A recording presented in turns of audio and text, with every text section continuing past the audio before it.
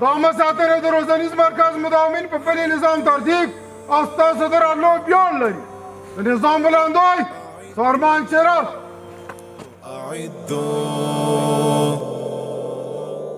دگر در روزنتون تزوب غږ د اعدو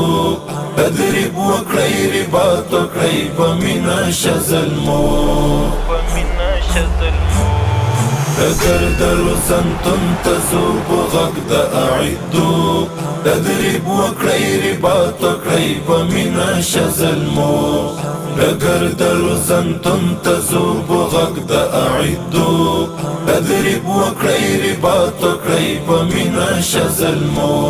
غښتلې د ځواکونه د افغان ملي اردو د یوې غونډې په ترڅ کې د عامه ساتنې ملي صدۍ معاینات له ښوونیز مرکز قومندانۍ څخه په 2009 دوره کې 114 تنو ساتونکو د فراغت تصدیق پاڼې ترلاسه کړې. سرتیري سربازان د قربانۍ درشل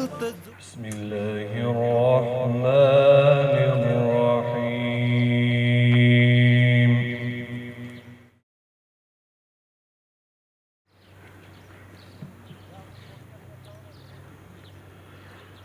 سيقول السفهاء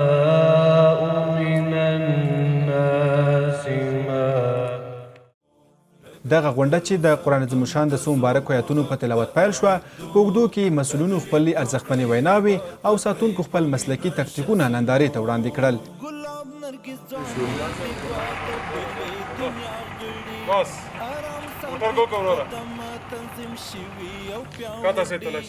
ګلاب نرګس ځوانۍ د ګواد بلې دنیا غړي آرام ثابت قدمات تنظیم شوي او پیاوړي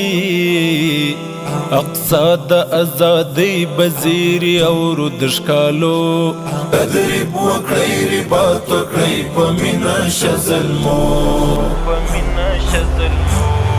دگر در روزنتون تزوب غږ د اعدو. د یادې غونډې په اوږدو کې د عامه ساتنې ملي صدۍ معاینات د ښوونیز مرکز قومندان قاري صبرالرحمن منصور په خپلو خبرو کې د ښوونیز مرکز له ښوونکو په مننې سربیره د اسلامي نظام په ټینګښت څرګندونې او له ساتونکو یې په کلکه غوښتنه وکړه چې په خپلو دندو کې له مراجعینو او عام وګړو سره له نیک سلوک او چلند څخه کار واخلي. الحمدلله موږ چې کله ګورو د دې نه چې کله شاګردان ځي موږ یو مثبت اړخ پکې وینو چې په دې کې تحولات راغلي وي د عقیدې په لحاظ باندې وي او که د خپل مسؤلیت په بنا باندې وي او د دې مداومینو او شاګردانو نه غوښتنه دا ده چې کله خپلې وظیفو ته ځي کوم درسونه چې دلته زده کړي او کوم مسؤلیت چې دی هغه همدغسې لکه دلته چې استادانو ورته ویلي دي په همداسې معنی باندې هغلته په ځان باندې تطبیق کړي. دغه ملت ځورېدلی او کړېدلی ملت دی دغه ملت قربانۍ ورکړي په دغه ملت کې چې څوک دی هرې شعبې ته راځي هغه که بانک دی که ریاست دی که هغه د نورو داسې شعبات دي چې دې ته د ملکي خلک ورځي نو هغې دوی ته په داسې یو سترګه باندې ګوري چې په دغه نظام باندې خلکو قربانۍ ورکړي شهیدان یې ورکړي دي زخمیان یې ورکړي دي نو دوی نه تمه او توقع دا وي چې دوی څه ښه برخورد وشي ښه سلوک ورسره وشي نو دوی نه هم دا غوښتنه ده چې کله تاسو څوک درځي کوم مراجعین تاسو ته درځي په داسې سترګه هغې ته وکتل شي چې دا د یوه شهید ورور زوی دی د یوه شهید ورور دی دا د یو شهید پلار دی دی یې بندیخانه تېره کړې یا یې د نظام دپاره نورې قربانۍ ورکړې. معززو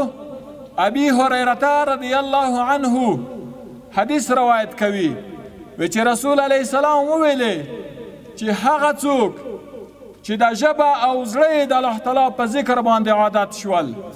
دغه ژبه او زړه د الله تعالی په ذکر باندې عادت شول نو الله تعالی به په هر وخت کې امداد کوي او د الله تعالی به په هر وخت کې الله تعالی ته نظر لاندې وي او هر وخت کې به الله تعالی په ده باندې رحمتونه نازلوي. نو چې کله یا ورته د الله تعالی ته رحمت لاندې شوې او د الله تعالی ته نظر لاندې شوې او د الله تعالی په نعمتونو کې هغه شوې راغللې او الله تعالی نعمتونه در باندې وکړل نو د تا نه بیا انشاءالله خیانت نه کېږي. اتا نه په حق د ټول امت مسلمه کې بیا خیانت نه در سره کېږي. بسم الله الرحمن الرحیم. السلام علیکم ورحمت الله وبرکاته. یو ځانګړی سلام د افغانستان ټولو مسلو قواو ته وړاندې کوم. تاسو ته بهتره معلومه ده چې نن ورځ د مداومینو فراغت 92مه دوره ده. په دغه تعلیماتو کې په دغه زده کړو کې دوی په مختلفو بخشونو کې تعلیمات ولیدل. جمع نظام او لومړني ابتدایي کومکونه و، تالاشي و، تکتیک و، تخنیک و. لکه څنګه ستاسو په انځور کې ګورئ نن د دوی فراغت ده او د دوی د فراغت مبارکي دوی ته د دوی فامیلونو ته او ټولو امنیتي ځواکونو ته وایم.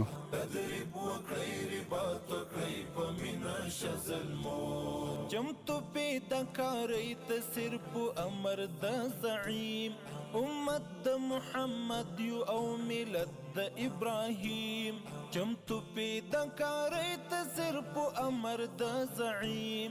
امت د محمد یو او ملت د ابراهیم. راوي شابه نړۍ کړي د توحید د افغانستان اسلامي امارت لپاره صادقانه خدمت کوم.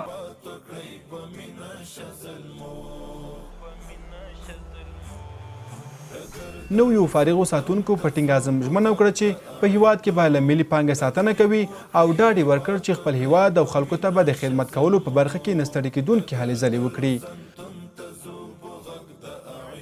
اعوذ بالله من الشیطان الرجیم. بسم الله الرحمن الرحیم.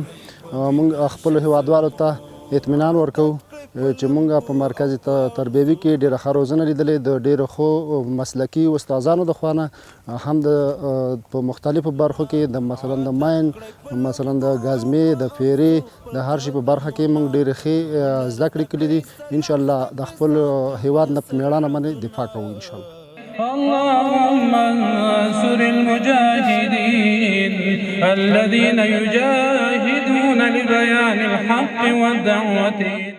په پای کې د مسؤلینو له لوري فارغو ساتونکو ته تصدیق پاڼې وویشل شوې او غونډه د دغه ښوونیز مرکز د تدریسي مرستیال په دعایا پای ته ورسېده.